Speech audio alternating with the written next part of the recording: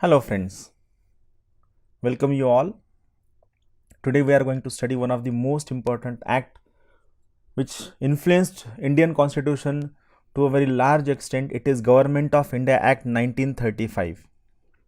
Before moving forward, I want to make one thing very clear.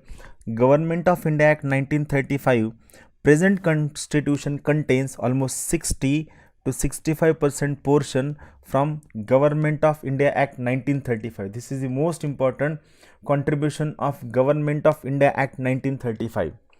Very minute things were given in this act, and this act shaped Indian constitution to a very large extent. We will try to understand every point in a very simple manner. Now, what could be the most important or basic introduction of this act?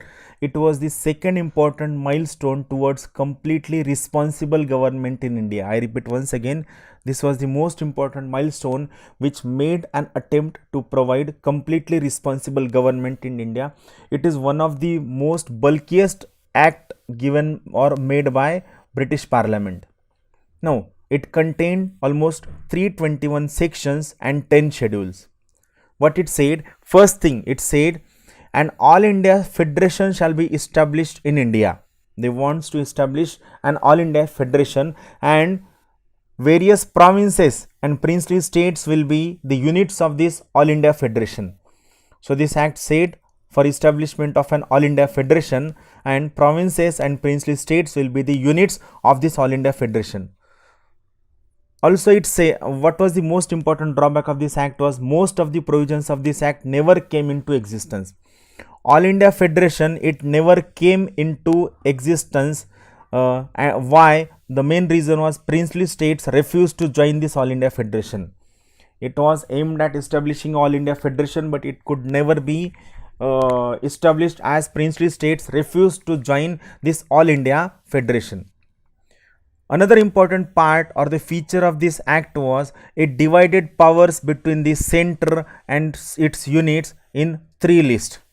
What were those three lists? First, it was federalist, where central government had the right to make laws. In federalist, total 59 subjects were there. Then it was provincial list. On provincial list, provinces had the right to make laws. It contained almost 54 subjects. Third, it was concurrent list. It contained almost 36 subjects. On concurrent list, both federal government as well as provincial government had the right to make laws. And fourth important thing was residuary power. Those subjects which were not part of federal, provincial or concurrent list came under residuary power. I repeat once again, those subjects which were not part of federal, provincial or concurrent list were part of residuary power, and as per the Act of 1935, residuary powers lied in the hands of Viceroy of India. I repeat once again, as per the Government of India Act 1935, residuary powers lied in the hands of Viceroy. So this was second important feature of this Act of 1935, which divided powers between the center and units in terms of three lists: federal list, provincial list and concurrent list. Now what it did? It abolished diarchy in the provinces. I repeat once again, it abolished diarchy in the provinces which was being aimed through previous act, and it introduced provincial autonomy in its place. It said provinces should be given autonomy to carry their own functions of legislation, executive and budget making. So diarchy in the provinces was abolished and it was introduced at the federal level. The act introduced a responsible government in provinces, a government which will be formed out of ministers who are elected by voters. So the most important thing, the Act of 1935, it introduced a responsible government at the provinces. What was responsible government? Governor should act with the advice of ministers who are elected by people and who are responsible to provincial legislature. I repeat once again, governor should carry on governance with advice of ministers who are responsible to provincial legislature and who are elected by people. These responsible governments were started in 1937 after election, and they were discontinued in 1939 after start of Second World War. I repeat once again, the responsible governments were started in the year 1937 and they were discontinued in the year 1939 after the start of Second World War. Diarchy was adopted in the center. So diarchy was abolished in the state provinces and it was adopted at the central level. But the most important thing, diarchy which was adopted in the center, it never came into existence. It was there just only on paper. Also, it introduced bicameralism in the provinces. Bicameralism was introduced in 6 out of 11 provinces. 6 out of 11 provinces had bicameralism. The names of the provinces were: 1 it was Bengal, 2nd Bombay, 3rd Madras, 4th Bihar, 5th Assam, and 6th was United Provinces. You should know the names of these provinces. Bicameralism, it means the provincial legislature shall have 2 houses, 1 upper house, 2nd lower house. Bicameralism was introduced in 6 out of 11 provinces. The names of the provinces were: 1 is Bengal, 2nd is Bombay, 3rd is Madras, 4th is Bihar, 5th is Assam, and 6th one is United Provinces, that is current Uttar Pradesh.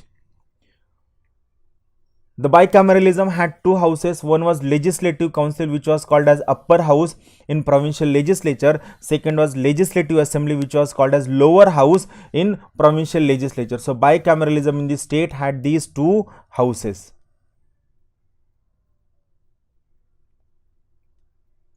Now another important thing was they gave more separate electorate to other sections. They were depressed classes, women and laborers were given more and more separate electorate.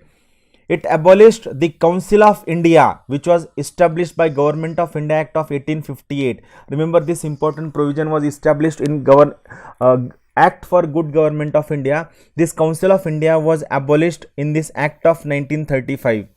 Also, Secretary of State was provided with a team of advisor. This was very important thing for this case. And most importantly, voting rights were given to almost 10% of the people, which is called as franchisee. So voting right was expanded and it was given to almost 10% of the people. This made the government and the system and the administration and the constitution more and more representative, with increase in the voting rights given to the people.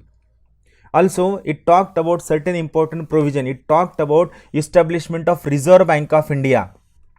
The establishment of Reserve Bank of India was did in the year 1935. It was on the recommendation of, it was on the Act of 1934 and it was on the recommendations of Hilton Young Commission. Remember this name, it is very important. RBI was established on the recommendation of Hilton Young Commission.